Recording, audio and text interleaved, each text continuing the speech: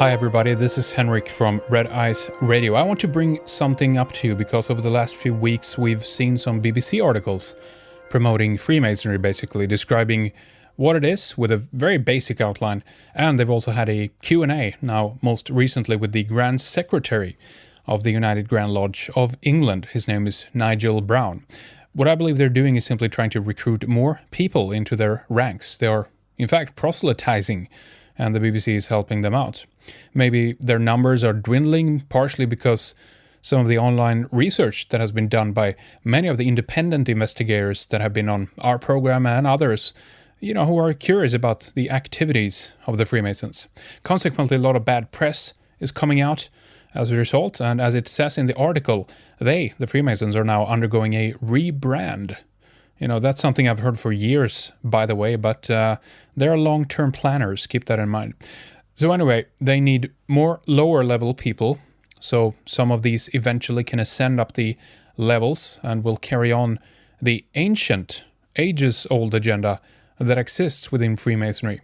Or possibly the agenda has been using Freemasonry. That can be debated, but what is certain is that something more is going on than is perceived even by most Masons themselves. Nigel Brown in the Q&A is basically dismissing all conspiracy theories that have, been painting Freemasons in a bad light. He says it's just conspiracy with no truth or grounding. He also says that part of the reason for our current activity is to dispel all the myths and conspiracy theories attached to Freemasonry. Well, that's interesting. So anyway, I got an email from somebody in reply to that BBC article we had up on the website, where I also included my own comment on this. And the email said, there are probably some conspiracies going on among the Freemasons, but compared to what is going on in corporate offices and boardrooms all over the world, the Freemasons are harmless in comparison.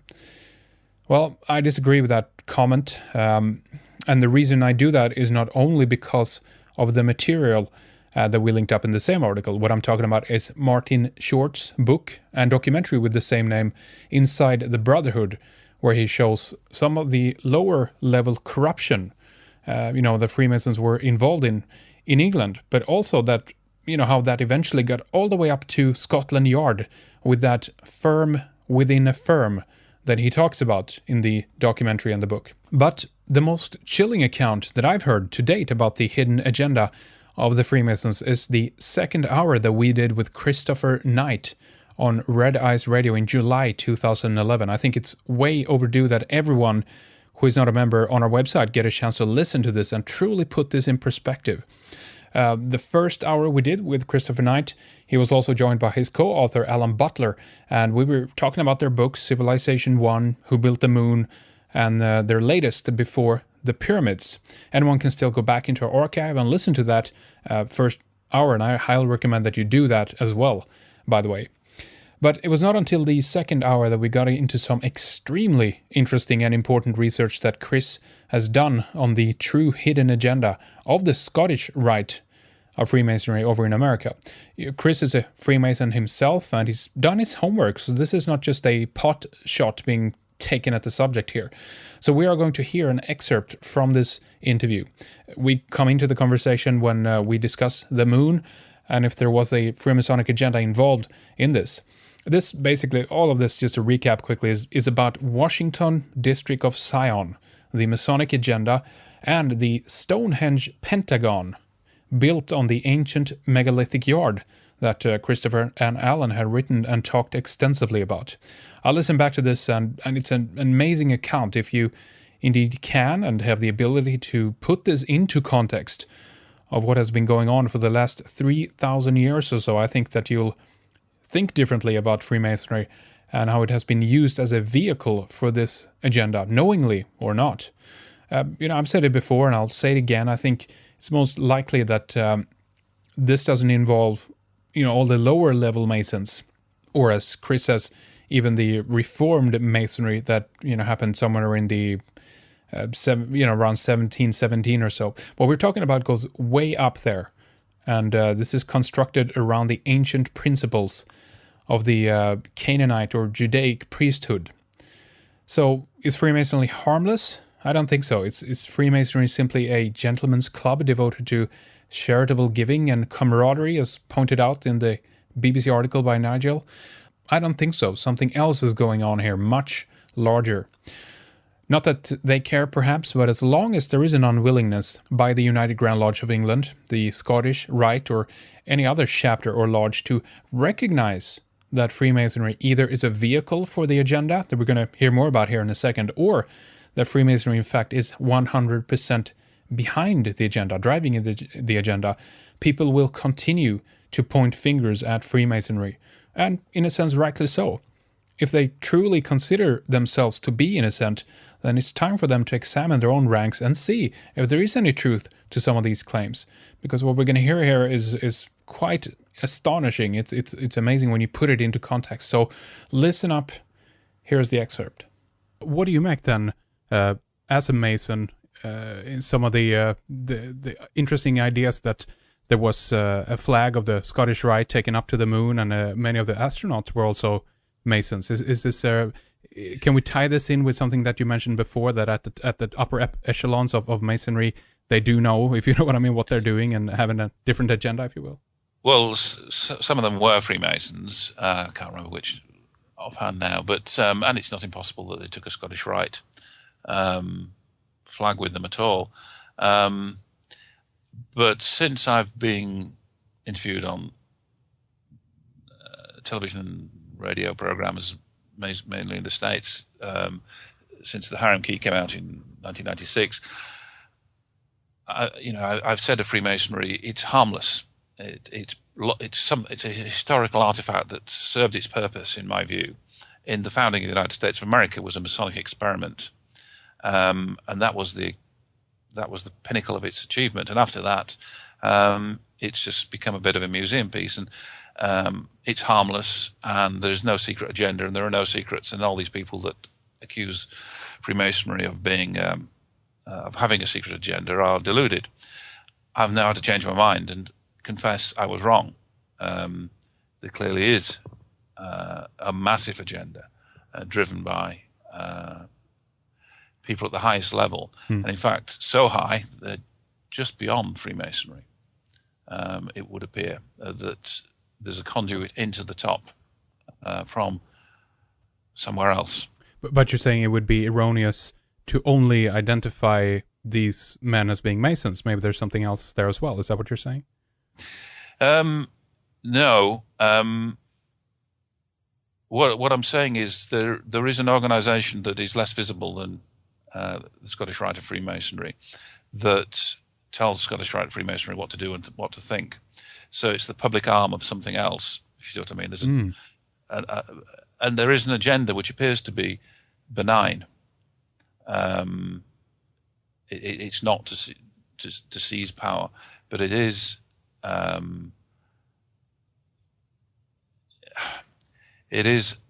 immensely powerful, and I think they see it as the fulfillment of the 3,000-year mission from the time of Solomon to create a city and a land that's worthy of God ruling over the earth again. And they're using the old ways secretly to do that. And it's no secret, of course, that the number of the founding fathers that were Freemasons. But it's the fact it's still happening today that I find most astounding, and that's what's covered in our more recent book, Before the Pyramids, which started out as a very down-to-earth book, pointing out quite clearly the evidence that the theories put forward in Civilization 1 were correct, because we found the megalithic structures that were exactly as we described that they would need to be, which we found years afterwards. But then we found that the pyramids were actually designed at one of these sites in England, and that the pyramids are a copy of a structure that's 1,000 years older, which is still here in England. But it was probably built by Egyptians. So I'm not, we're not trying to say England built the pyramids, but the mathematics is bulletproof. But the people that run Washington, D.C. know all about this, because they have built, they did originally build Washington at the beginning of the 19th century using these ancient measures with such precision for everything, not some things, everything. Yeah. And it's so checkable and testable. But the really scary bit was when we realized that the Pentagon is Stonehenge rebuilt. Really? And the man that designed it was President of the United States of America at the time, and just about to take his country into the Second World War. And they had to build the Pentagon quickly, and they were building it somewhere else. And he said, no, I don't want it there, I want it here. And I want the middle of it here, and I want it looking like this. And he actually gave the design to the architects against advice from the army and from all and sundry. But he said, I'm the boss, I'll tell you what to do. And he was a 33rd degree Freemason. And he's built it following the instructions that are in the 32nd and the 33rd degree of Freemasonry, which is about defense of the realm. And the number of megalithic seconds of arc between the Capitol building, the center of the Capitol building, the center of the Pentagon, which face each other, that's a curious angle, to the epicenter of Washington, D.C., which is a hidden chamber in the myth. It sounds so fanciful, but it's a hidden chamber in the President's Park just south of the White House, with the north-south line going through it to the Jefferson Memorial, and which he identified as being the zero line of longitude, or he intended it to be, but it's still Greenwich. But that was the intention. And there are 33 megalithic seconds of arc between those three centres, one for each of the degrees of the 33rd degree of the Scottish Rite. And that's just the tip of the iceberg. The whole building was structured 25 times the size of Stonehenge, but every corner, every wall follows the patterning. They understood it, exactly what they're doing. Every junction, every monument at intersections, everything about the structure was originally designed to follow to the millimeter using these ancient measurements. They don't use feet, they don't use yards, they don't use meters, they don't use anything other than these megalithic units, megalithic yards and seconds of arc. So you're saying that Franklin D. Roosevelt is behind it, and not George Bergström. He is believed to be a Norwegian, I think of Norwegian ancestry, that he had nothing to do with it? Or he had nothing to do. He may have been part of the Scottish Rite, 33rd degree. Who knows? But it's a known fact that Franklin Delano Roosevelt was a bit of an amateur architect himself anyway, reasonably accomplished. But for him, on such an important thing, when the army said, there isn't time, we can't move it, and he insisted to be put in a place that was called Hell's Bottom. It was just an absolute horrible place where they had to drain riverbank and move marshes, and it had to be built at some speed because they knew they were going to war. But it had to be in that exact position to have this juxtaposition with this chamber and the center of the Capitol.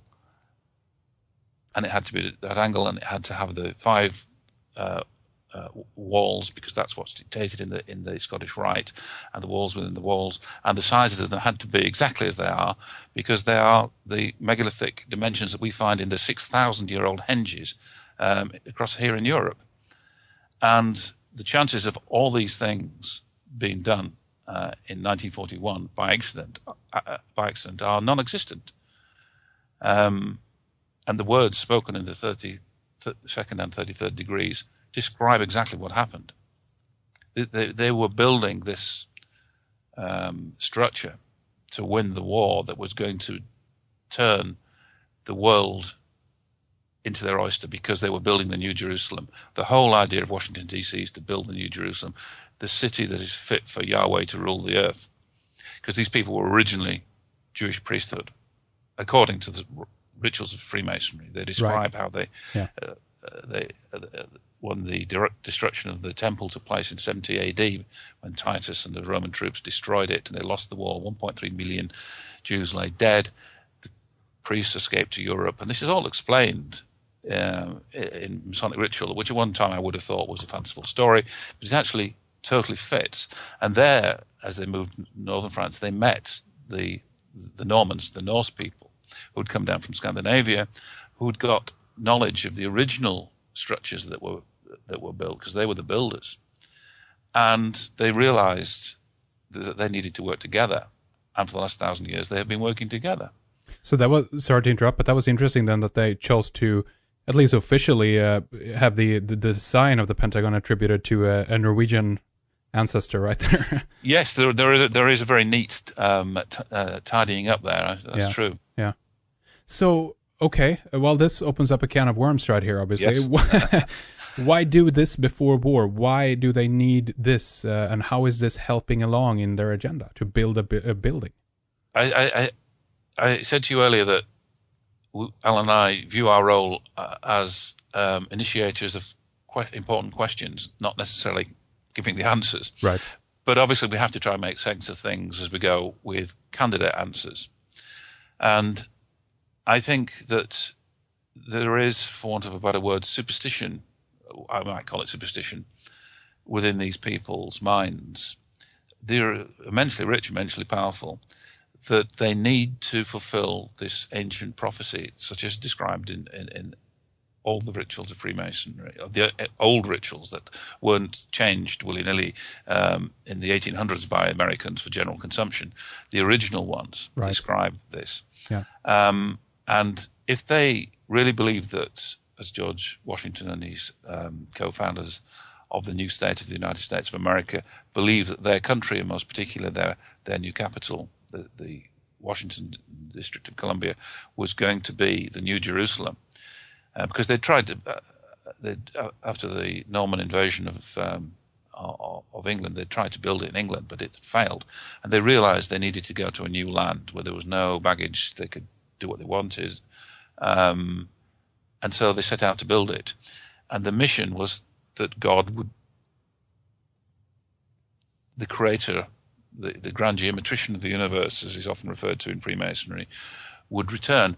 And this is people that are remembering almost certainly the lost civilization, Civilization 1, what happened before. And they're trying to recreate that age of wisdom and knowledge, which is a marriage, in my view, between hard science and the philosophical human qualities which seem to have got lost in modern science. They really have lost the human factor.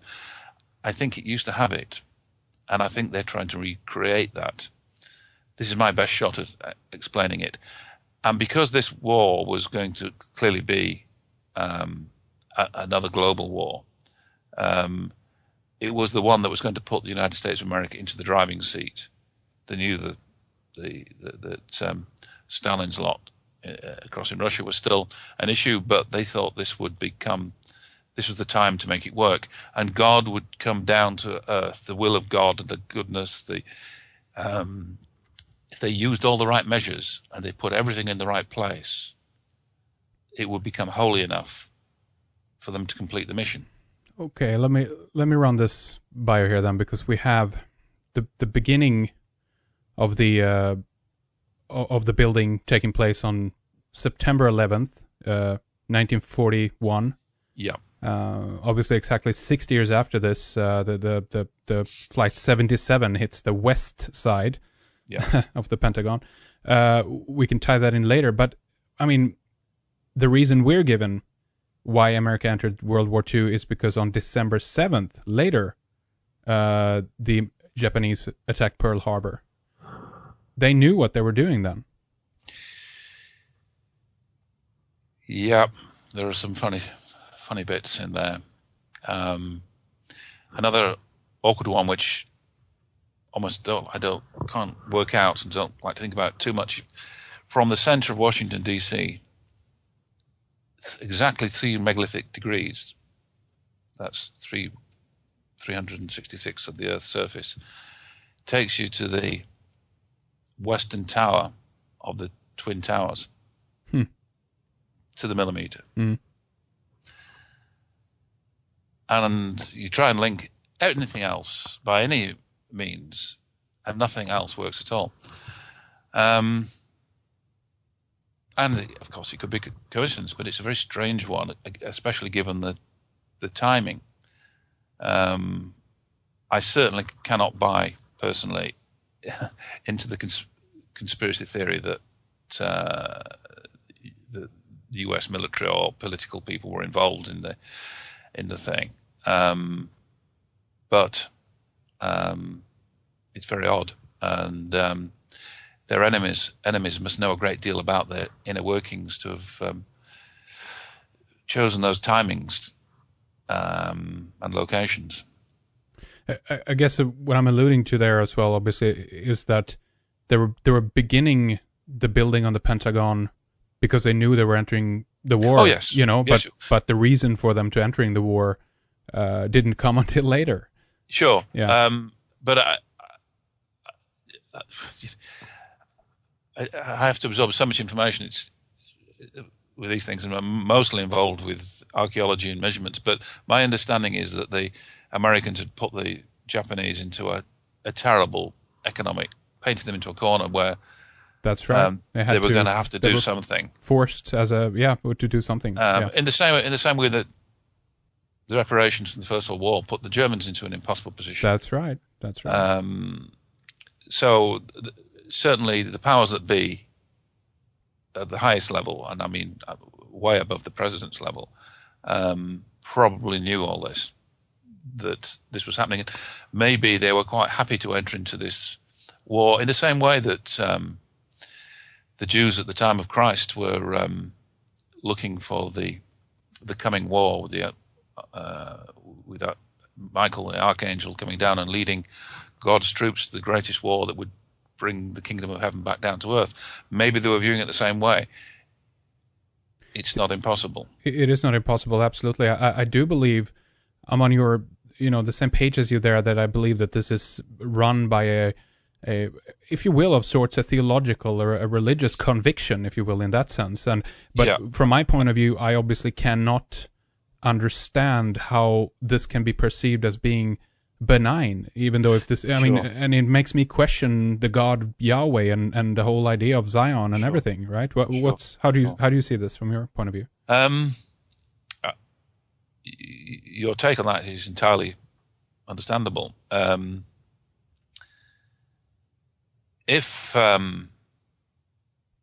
these people were driving for the war in the same way as that they were at the time of Christ, in fact, Christ was referring to this coming kingdom of heaven. Maybe they are driven by some religious conviction, and I don't think this has got anything to do with the sort of Christians of Texas or anything. It's not. It's something different. And my view, when I said it was benign, was that they wanted to get the city of Washington, because I think they're guilty of having it secret. If they'd have told people, it wouldn't be a problem. But because they did it in total secret, they are somewhat guilty. But I can understand why they couldn't tell anybody what they were doing when they originally designed Washington, D.C. But it's happened more recently. The World War II monument that was just built a few years ago, 2006, I think, from memory, stunning, beautiful thing,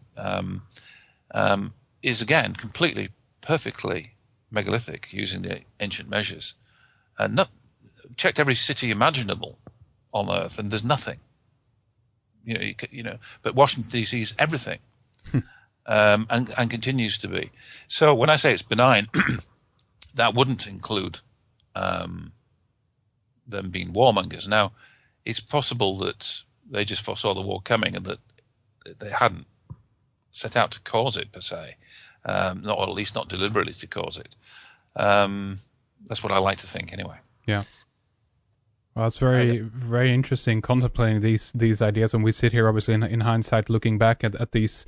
Well, obviously, some of the inconsistencies when you lay out the timeline, if you will, and how things unfolded, obviously, at the time. But what do you think about I guess then the recent attacks on Zion in 2001, and many things are now actually hinged around September 11th in different through different years throughout history. Yeah, I mean this is Alan's area because